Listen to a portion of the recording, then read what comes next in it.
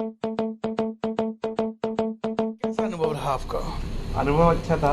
अगर वो एक इंसिडेंट नहीं हुआ होता। मैं उनको बद्रीनाथ के हॉस्पिटल में लेके गए तो वहाँ पे पूरी उपचार की व्यवस्था नहीं थी। उसके बाद हम उनको जोशीमठ लेके आए हैं, वहाँ पर भी व्यवस्था नहीं मिली। और उसके बाद फिर हम उनको गोपेश्वर लेके गए, वहाँ पर भी पूर्ण तरह उनका इलाज नहीं हो पाया। तो अभी हम उनको श्रीनगर के मेडिकल हॉस्पिटल में लेके आए हैं।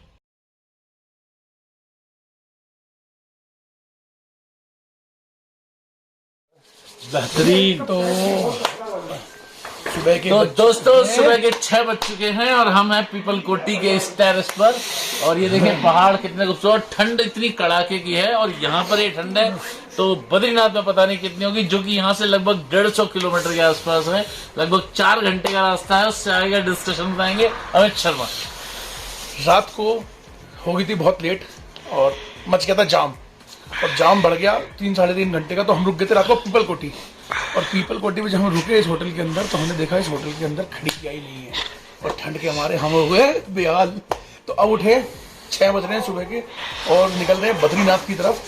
और माइनस में टेम्परेचर है अभी, यहाँ पर भी माइनस टेम्परेचर है और हमारे मुंह से शब्द निकल नहीं रहे हैं, अपने आप भी आ रहे हैं बाहर। और देखिए आगे आगे जो बताया जा रहा है कि आगे जो है वो -3 डिग्री -5 डिग्री तक का टेम्परेचर है, -8 डिग्री तक का टेम्परेचर है। तो दोस्तों बने रहना, जुड़े रहना, हम आपको खिलाएंगे बर्फ के गोले आगे। हाँ, मतलब धोने के लिए वहाँ पे बर्फ चाहिए, मुंह धोने के लिए बर्फ रगड़ के तब जाके मुंह धोया जाएगा, जो हमें पता लगा है। तो -8 डिग्री टेम्परेचर है। अब देखते हैं। जय बद्री विशाल। सचिव जी हमारे साथ आए। सचिव जी जरा एक बार ये बेहतरीन नजारा हमारे व्यूअर्स को दिखा दीजिए। ये जो हमें अभी गर्मी मिल रही है, वो जो नीचे बिल्डिंग में लाइट जल रही है, लाइट जल रही है छोटी सी, जरा जूम करके दिखाएं उसको, वो नीचे से। हाँ, वो लाल रंग की लाइट, वो जो उधर चल रही है।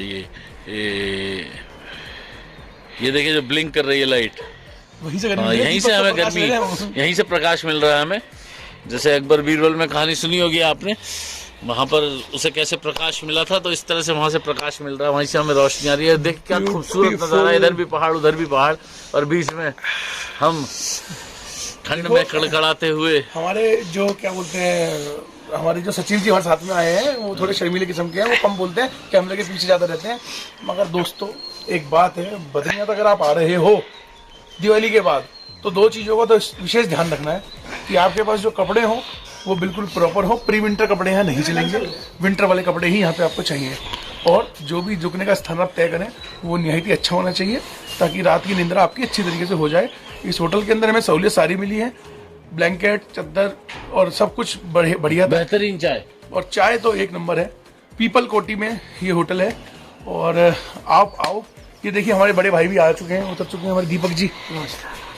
दीपक जी हमारे शर्मीले हैं थोड़े, देख रहा है विनोद। है विनोद। ये हमारे चाबी किसकी? चाबी दे भाई गाड़ी की। ये देखो। तो दोस्तों हम लोग जहाँ रुके थे उस होटल का नाम है जय बद्री विशाल। हमारे साथ हैं बेलवारी जी, इस होटल के ऑनर। और जैसा कि हमने बताया, चाय, खाना बिल्कुल घर का खाना, अरहर की दाल, चावल, हाथ की तवे की रोटी, बेहतरीन पतली पतली रोटी भाभी जी के हाथ की हमने खाई। और हमारे साथ हैं बेलवारी जी, ये कुछ बताएंगे अपने होटल के बारे में। बताइए बेलवारी जी, ये होटल कहाँ पर है? ये पीपल कोटी बद्रीनाथ मार्ग पे है। चमोली से 16 किलोमीटर आगे है, बद्रीनाथ से 70 किलोमीटर पीछे। जो यहाँ पे ठहरने की व्यवस्था भी बहुत अच्छी है हमारी, खाने की व्यवस्था भी आप लोगों को सब पता है ही। और बेलवारी होटल कितने साल से चला रहा है? ये होटल मुझे हो गया है 20 साल हो गया है मुझे चलाते हुए। यात्रा की सबसे अच्छी बात आपको क्या लगती है?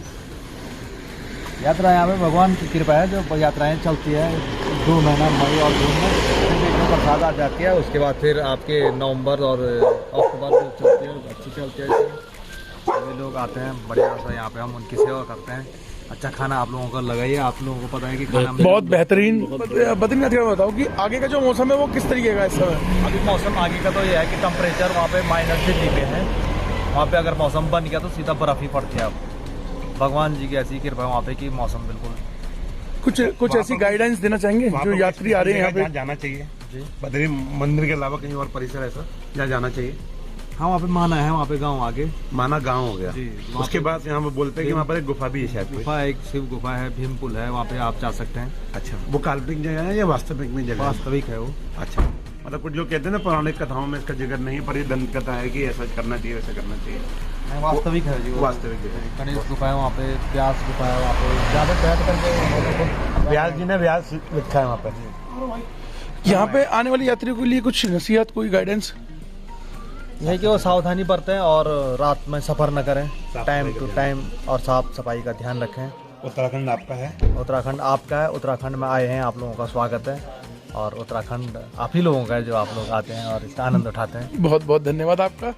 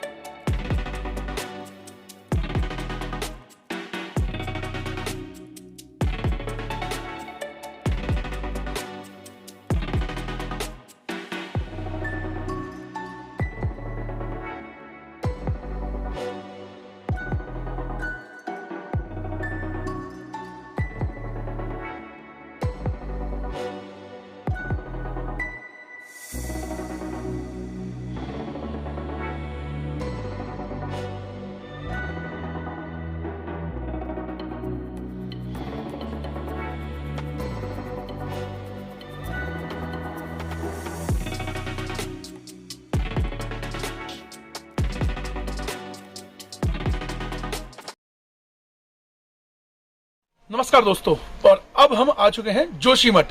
जोशीमठ में हम रुके हैं पेट्रोल के लिए।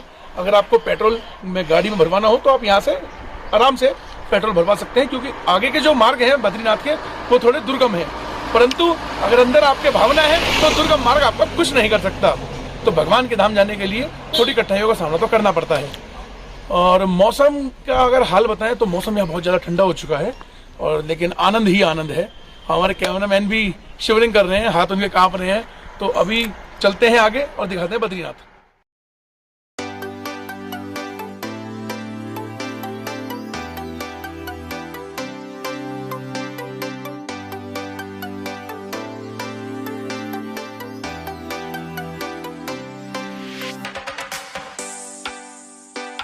तो इस समय हम लोग खड़े हैं जेपी पावर के पावर प्लांट के ब्रिज के ऊपर, जहां से काफी जगह पे पावर की सप्लाइयां होती हैं।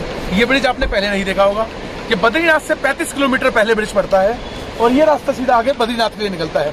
इतना खूबसूरत और मनोरम दृश्य है यहाँ का। मैं आपको दिखाना चाहूंगा कि किस तरीके से, देखिए, कल कल करती हुई नदियां नीचे बह रही हैं, और क्या नजारा है खूबसूरत पहाड़ों का। यहाँ पे लोग रुकते हैं, पहाड़ों का मजा लेते हैं, लुत्फ लेते हैं, आनंद लेते हैं, और पानी की जो इसकी आवाज है ये आपके दिमाग को एकदम शांत कर देगी। बहुत बेहतरीन दृश्य है यहाँ का। इधर से भी हम आपको दिखाना चाहेंगे, कैमरामैन से बोलेंगे एक बार कि यहाँ दिखाए एक बार।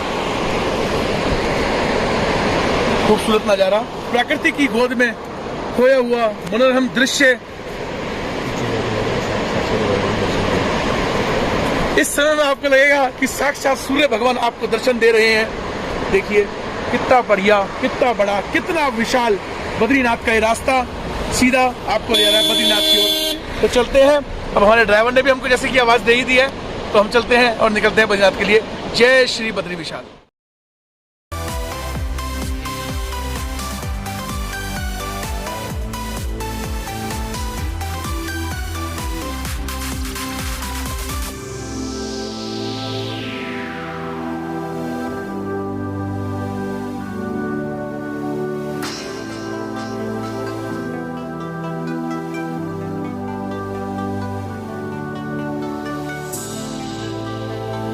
फाइनली अब हम पहुंच चुके हैं बद्रीनाथ।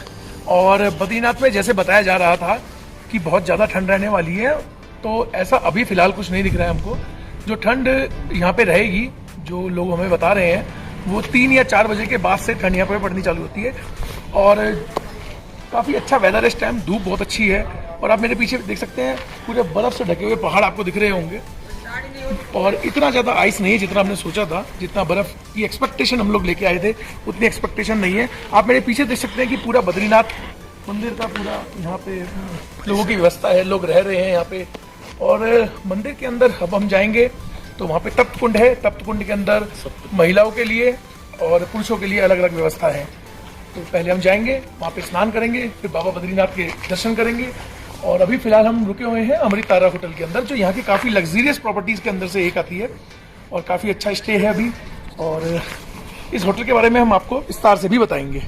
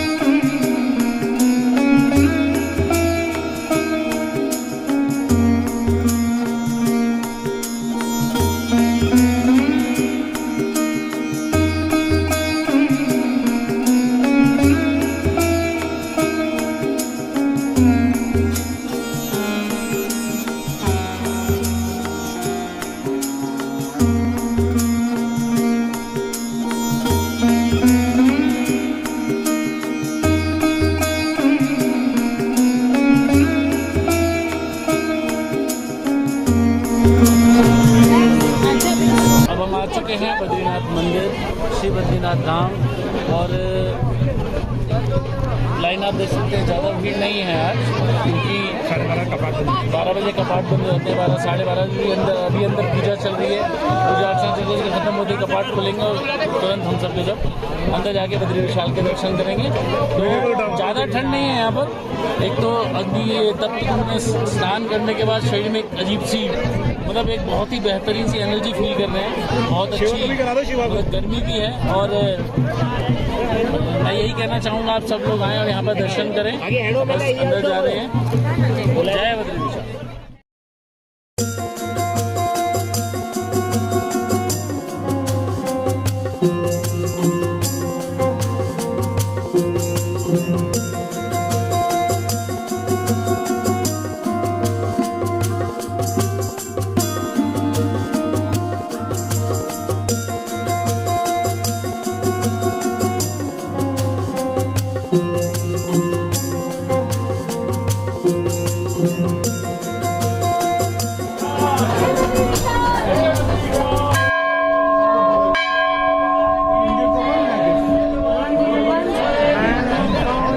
प्रभु को समझा और न मिलिया कोई, प्रभु के ही चरणों में अब तो मेरा जीवन हो। श्रीमन नारायण नारायण नारायण, श्रीमन नारायण नारायण नारायण, लक्ष्मी नारायण नारायण नारायण, भगवन नारायण नारायण। ऐसी वाणी बोलिए मन का पाको, ऐसी वाणी बोलिए मन का पाको, और को शीतल करे आप शीतल हो।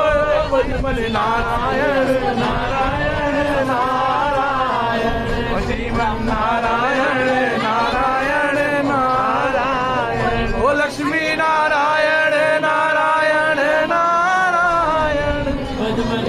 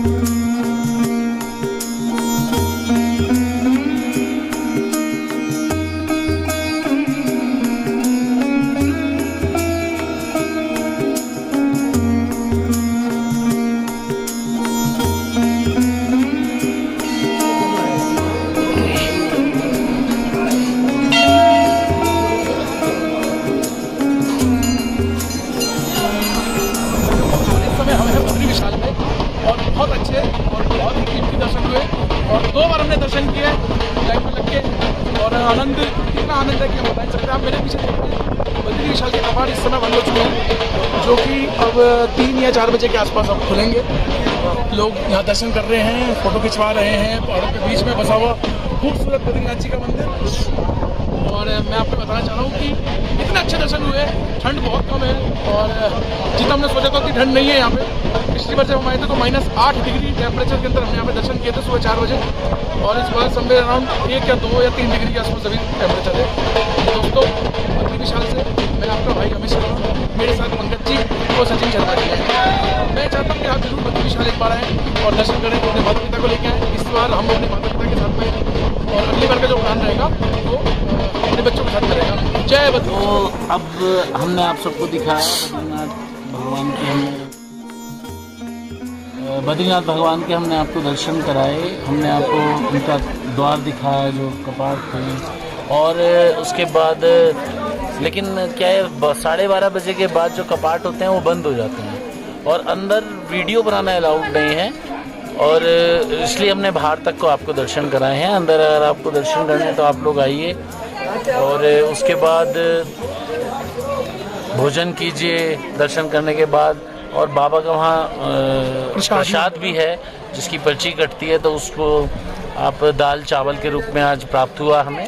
और अगर आप लोगों को दर्शन की पर्ची कटवानी है तो 2100 रुपये की पर्ची कटती है, लेकिन उसमें सीनियर सिटीजन के लिए वो फैसिलिटी है।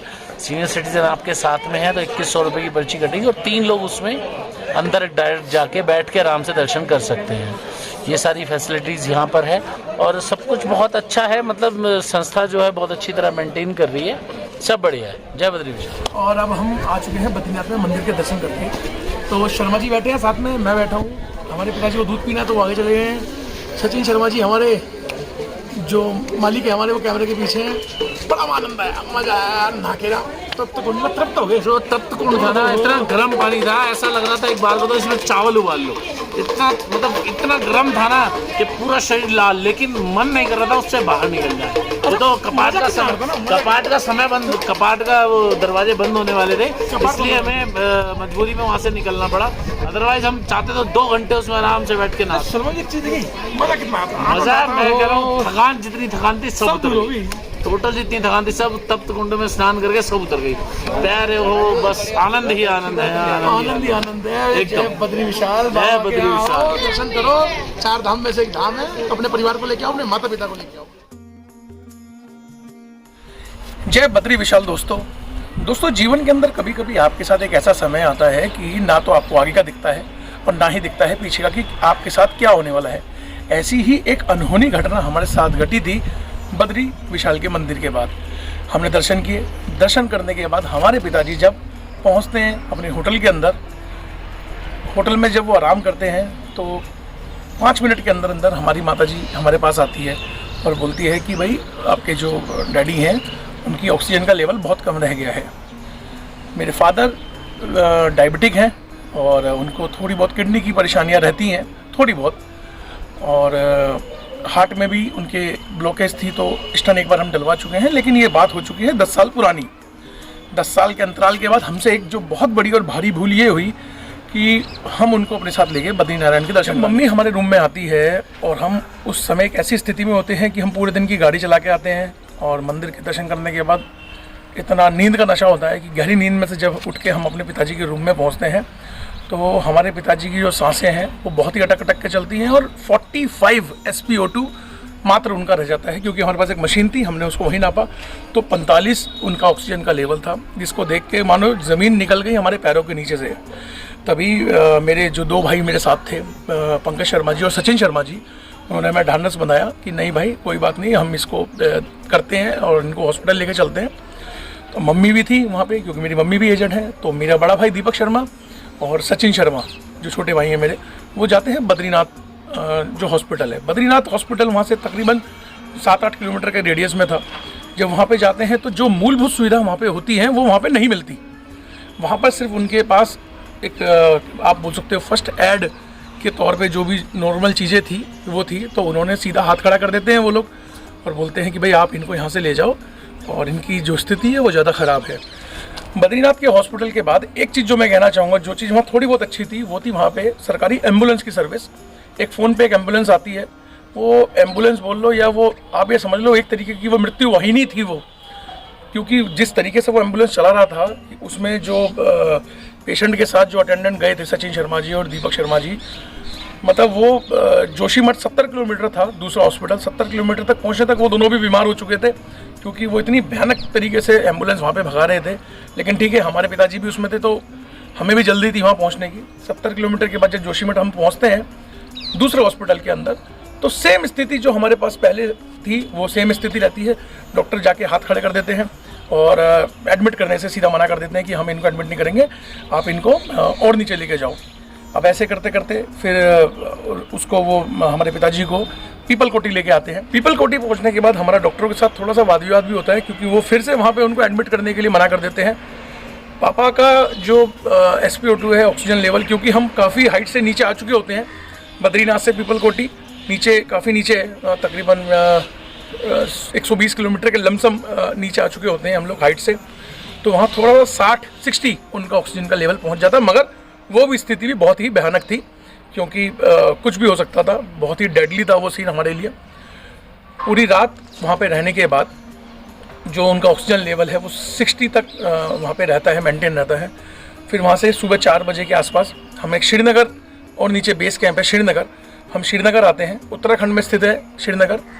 वहाँ पे आते हैं तो हमारे जो पंकज शर्मा जी हैं उनकी एक रिलेटिव उस हॉस्पिटल के अंदर एक बार डॉक्टर रह चुकी हैं वहाँ पे, और वहाँ से वो लेकिन जा चुकी थी, लेकिन उनकी वहाँ पे रेफरेंसेस थी। तो जैसे ही हम वहाँ पहुँचते हैं उनके कॉल की वजह से 2-3 डॉक्टर हमें बहुत अच्छी तरीके से वहाँ अटेंड करते हैं, हमें फर्स्ट एड बहुत अच्छा मिलता है वहाँ पे, और पापा का जो ऑक्सीजन लेवल है वो तकरीबन 65-70 के आसपास वहाँ पे आ जाता है। 4 घंटे के या 5 घंटे के अंतराल के बाद हमें ये पता लगता है कि जो हमारे पिताजी की स्थिति है वो बहुत ही भयानक है और चांसेस बहुत ही कम हैं। नमस्कार भाइयों, और जैसा आपको पता है कि हम एक बद्रीनाथ के ऊपर ब्लॉग बना रहे थे, पर इस बीच के अंदर क्या हुआ है कि मेरे पिताजी की तबीयत थोड़ी ख़राब हो गई है। तो पहले हम रात में उनको बद्रीनाथ के हॉस्पिटल में लेके गए, तो वहाँ पे पूरी उपचार की व्यवस्था नहीं थी। उसके बाद हम उनको जोशीमठ लेके आए हैं, वहाँ पर भी व्यवस्था नहीं मिली, और उसके बाद फिर हम उनको गोपेश्वर लेके गए, वहाँ पर भी पूर्ण तरह उनका इलाज नहीं हो पाया। तो अभी हम उनको श्रीनगर के मेडिकल हॉस्पिटल में लेके आए हैं, तो यहाँ से रेफ़र करवा दिया है उनको दिल्ली मैक्स हॉस्पिटल के अंदर। ऑक्सीजन लेवल उनका रात को 45 पहुँच गया था, पर एक बात है कि इस सरकार की मैं एक बहुत सराहनीय कदम बताऊँगा। 108 की जो एम्बुलेंस है वो बहुत अच्छी है और तुरंत उनको जो प्राथमिक उपचार है वो मिल गया और बहुत अनहोनी से हम लोग कह सकते हैं कि एक बच गए। और अब हम निकल रहे हैं दिल्ली की तरफ। श्रीनगर के हॉस्पिटल के बाद पूरी रात ये सिलसिला चलता रहा। -3 डिग्री की ठंड जो आपकी हड्डियों को भी जमा दे, ऐसी स्थिति के अंदर मेरे बड़े भाई दीपक शर्मा और सचिन शर्मा मेरे पिताजी के साथ साथ चलते रहे, खुद उल्टी करते रहे, लेकिन पिताजी का साथ नहीं छोड़ा। अगली सुबह एक तरफ तो ये इनके साथ में थे और अगली सुबह हमारे साथ जो पंकज शर्मा जी, जो अभी हम बद्रीनाथ में ही थे और हमारे पिताजी अब लमसम हमसे 200 किलोमीटर दूर दूर एक हॉस्पिटल में थे। उधर पंकज शर्मा जी हमें ढांढस बंधाते और कभी हमारे साथ देते। तो हम वहाँ से निकले पिताजी के पास पहुँचने के लिए। हम श्रीनगर पहुँचे, वहाँ से हमने एक एम्बुलेंस की दिल्ली मैक्स हॉस्पिटल के लिए। दिल्ली मैक्स हॉस्पिटल के लिए हम शाम को 6 बजे पापा को श्रीनगर से लेकर निकले। तकरीबन 12 बजे के आसपास हमको वैन का जो ड्राइवर है, एम्बुलेंस का ड्राइवर है, वो हमको बताता कि ऑक्सीजन खत्म हो गई है। अब सोचो कि जहां हमारे पिताजी का ऑक्सीजन लेवल वापस से 50 आ गया है और वो बोलता ऑक्सीजन खत्म हो गई है। ऐसी स्थिति में फिर हमारे काम आए पंकज शर्मा जी। मतलब कितनी बार मैं धन्यवाद दे दूँ, जितनी बार मैं धन्यवाद दे दूँ उतना ही कम पड़ेगा इन दोनों को, सचिन जी को और पंकज जी को। पंकज जी के जो भतीजे हैं टोनी जी रहते हैं मेरठ में। टोनी भाई को पंकज भाई ने फ़ोन किया कि भाई ऐसी ऐसी स्थिति है। टोनी भाई ने रात को 12:30 बजे एक दुकान, चड्डा जी हमारे उनके मित्र थे, चड्डा जी की दुकान खुलाई और दुकान खुलाने के बाद चड्डा जी ने तुरंत के तुरंत ऑक्सीजन सिलेंडर चेंज किया। मतलब आप ये समझ लो इतना फ्रिक्शन ऑफ सेकंड का टाइम था कि यहाँ दुकान का शटर खुला है और वहाँ जो पापा की ऑक्सीजन का सिलेंडर है वो ख़त्म हो गया है। सोचो आप कैसी स्थिति रही होगी हम लोगों की, क्या मनोदशा रही होगी हम लोगों की। ऐसी दिशा के बाद जब वो सिलेंडर लग गया फिर हम लोग उनको 2 बजे के आसपास मैक्स हॉस्पिटल लेके पहुँचे। हॉस्पिटल ले जाने के बाद पिताजी 12 दिन तक उस हॉस्पिटल में एडमिट रहे। दोस्तों आज कभी कभी ये सोचता हूँ ना कि ईश्वर जो है वो साथ कैसे बनाता है। पंकज भाई का और सचिन भाई का तो बद्रीनाथ का कोई प्रोग्राम था ही नहीं, एकदम एंड मोमेंट पे उनका चलना डिसाइड हुआ कि वो हमारे साथ चल रहे हैं। कभी कभी सोचता हूँ कि अगर वो दोनों नहीं होते हमारी ज़िंदगी के अंदर और तो कैसे हम लोग मैनेज करते हैं, क्योंकि जो सुविधाएं हमको श्रीनगर के हॉस्पिटल में मिली, जो साथ मेरे भाई को सचिन भाई का एम्बुलेंस में मिला, हम शायद मैनेज नहीं कर पाते और शायद हम अपने पिताजी को उस समय खो देते। तो हमारे पिताजी को हमें लौटाने के लिए सचिन भाई और पंकज भाई आपका दिल से मैं धन्यवाद देना चाहता हूँ। इस ब्लॉग के माध्यम से मैं सिर्फ आपको ये बताना चाहता हूँ कि जिसके पास आपके जैसे दोस्त हैं, आपके जैसे मित्र हैं, आपके जैसे भाई हैं, आपके जैसा परिवार है, उसको जीवन में कभी कुछ नहीं हो सकता। जय बाबा बद्री विशाल। और एक बात और कहना चाहूँगा कि यदि आपके घर में किसी की भी तबीयत ज़रा भी ख़राब हो या आपको लगता है कि वहाँ जाके ख़राब हो सकती है, आप उसको इतने लंबे टूर पे मत लेके जाओ, यही सबके लिए बेहतरी है। जय बद्री विशाल। सचिन जी, आप बद्रीनाथ के दर्शन करके लौट चुके हैं अपने जिला गाजियाबाद में। कैसा अनुभव रहा बाबा बद्री विशाल के दर्शन करने के बाद और कैसा रहा आपका एक्सपीरियंस? जय बाबा बद्री विशाल। एक्सपीरियंस बहुत अच्छा था, कनेक्टिविटी बहुत अच्छी है, खाने का साधन, बैठने उठने का साधन, होटल की व्यवस्था, सब कुछ बहुत अच्छा था। वहाँ पर जाने से पहले आपको ना एक बार अपने इंसुलिन लेवल पे काम करना चाहिए, इम्यूनिटी लेवल पे काम करना चाहिए। अगर आपको ज़रा सा भी लगता है कि आपकी ऑक्सीजन का कुछ इशू है या कोई मेडिकल हिस्ट्री है आपकी, तो आपको जाना अवॉइड करना चाहिए। ये मैं लोगों के लिए बोलूँगा। वहाँ बहुत सारे लोग ऐसे थे जो ऑक्सीजन लेवल को लेके परेशान हुए और उनको बीच में से रात जाता छोड़ के वापस लौटना पड़ा। बाकी परमपिता परमात्मा की इच्छा है, वो जिसको दर्शन के लिए बुलाते हैं उसे दर्शन होते हैं और जिसे नहीं बुलाते हैं उसे नहीं होते हैं। और अद्भुत अनुभव था, अद्भुत अनुभव रहा। चलिए तो इस ब्लॉग को हम यहीं ख़त्म करेंगे सचिव जी के साथ। कुछ खट्टी मीठी यादें आप लेके जा रहे हैं यहाँ से। अगली बार एक नए सफर में मिलते हैं, नए ब्लॉग के साथ। आपको भारत की एक नई जगह दिखाएंगे बहुत जल्दी।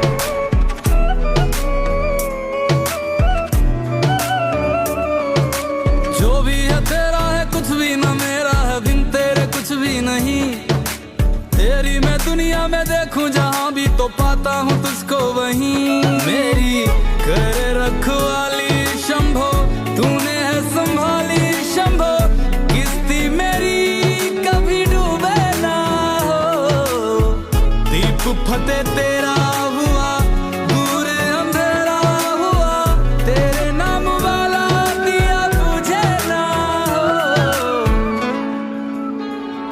तेरे रंग